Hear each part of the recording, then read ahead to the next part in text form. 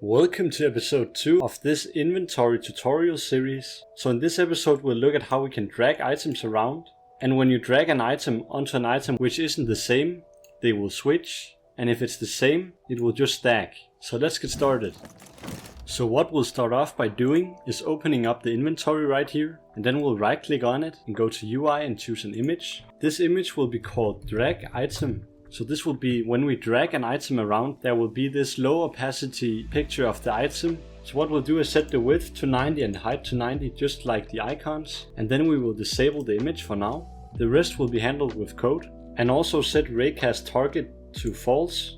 And the rest will be handled by the script. So now we can open up the inventory script down here. And in here we'll start off by adding a new library, which will be Unity Engine.ui. Right under here we will do public image called drag icon, and then under here we will add a private slot called dragged slot, which will be equal to null in the beginning, and we'll also add a private bool called isDragging, which will be false in the beginning. Now we can scroll all the way down where we will add a function, so a private void called start drag. Here we will first check if input.get mouse button down 0, so if we have the left mouse button down, and this will only work if you're using the old input system. So go to edit, project settings, and under player on other settings right here, scroll all the way down until you see configuration, and make sure that active input handling is set to both, so you can use both input systems at the same time if you are, for example, using the new one.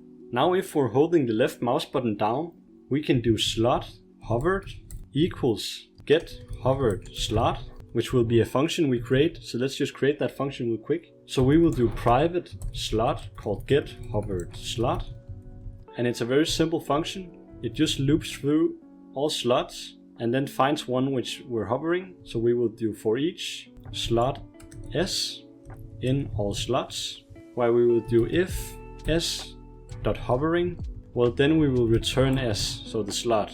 And if we don't find anything, well then we will just return null. So now we can continue up here.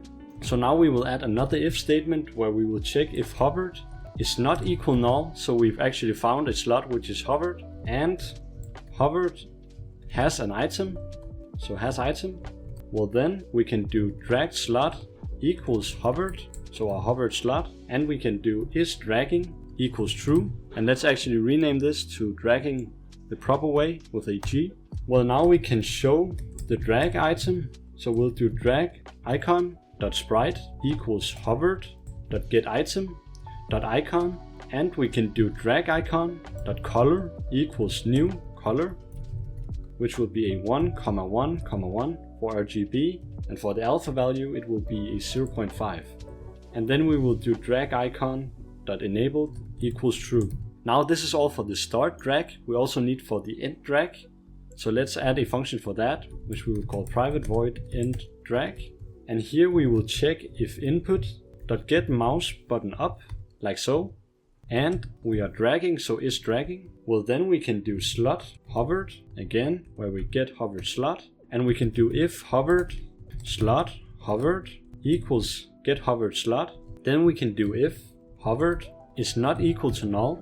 Well then we can handle drop, which is a function we're going to create where we will have two inputs. We will have the dragged slot and we will have the hovered slot, which is the new slot we're trying to drop something into. But let's just finish the end drag first before we create this handle drop function. So we will do drag icon.enabled equals false, and drag slot equals null, and its dragging will be false.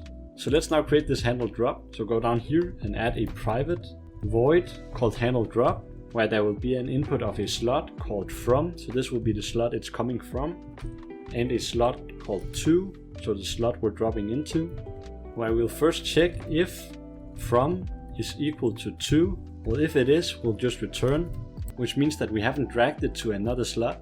But if they are different, we can do if to.has item, so if the slot we're trying to drop something into has an item, and to.get item equals from.get item. So if the items are the same, well then we actually want to stack the items. So we will try to do that. So we will add an int max equals to.get item max stack size. So we'll find out what the max stack size is. And we will do int space equals max minus 2.getAmount. So we will take the max stack size and take away the amount, which will give us how much space we have left. Then we can do if space is above 0. Well, then we can actually add some item to that slot. So we'll do int move equals mathf.min equals mathf.min space comma from.getAmount. So it will just be the lowest of these two values. Then we can do 2.setItem to be 2.getItem comma 2.getAmount plus the moved amount, which we just calculated. Then we can also do from.setItem, which will be from.getItem first. And for the amount, well, that will be from.getAmount minus the moved amount. Then we can check if the from.getAmount is less than or equal to 0. Well, then we can do from.clearSlot. So we clear the slot if it has 0 or less than 0. And lastly, we can just return. And this is only for the stacking. So we can write up here stacking. And now let's say it's a different item. So we will write different item. Well, then we would do if 2.hasItem.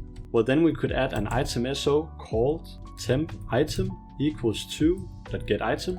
And we can do int temp amount equals 2.getAmount. And then we can set 2.setItem to from.getItem, comma from.getAmount. And then we can set the from slot to set item to the temp item, comma the temp amount. And then we can return. Now under all of this will be if we have an empty slot. Well, then we can just do 2.setItem to from.getItem, comma from.getAmount. And we can do from.clearSlot because we're not swapping anything. So this is everything in the handle drop function. Now we just need a function for our dragged image to move around with the mouse. So we'll just create that real quick. So we will do private void update drag item position, where we will check if we're dragging anything. So it's dragging. Well, then we will do drag icon transform.position equals input.mousePosition. Like that. Let's now go up to our update function, where we're gonna add the start drag function, like that. Then we can do the update drag item position, and we can do end drag, like that. And for now I'm actually gonna disable these, so the lock state to locked and the cursor visible to false inside of my player cam. So if you have that, just disable that for now, so we can actually drag some stuff around. And in here we can click on our inventory and we can drag the drag item onto the drag icon right here. And let's now hit play. Let's hit W a few times and also G a few times so we have some items, and let's drag them around. And yep, it seems to be all working. So that's all for this episode. In the next episode we'll look at how we can actually open and close the inventory and also make dropped items and equipable items in our hotbar. And also I encourage you to check out my community in the link in the description. It's a school community where I teach you how to get out of tutorial hell. So tutorial hell is basically where you keep watching tutorial episodes on YouTube and you can't create your own stuff. So go check out my community in the link in the description. It's only free for the first 75 members. So go check it out. We already have a bunch of members in there. But yeah, have an amazing day.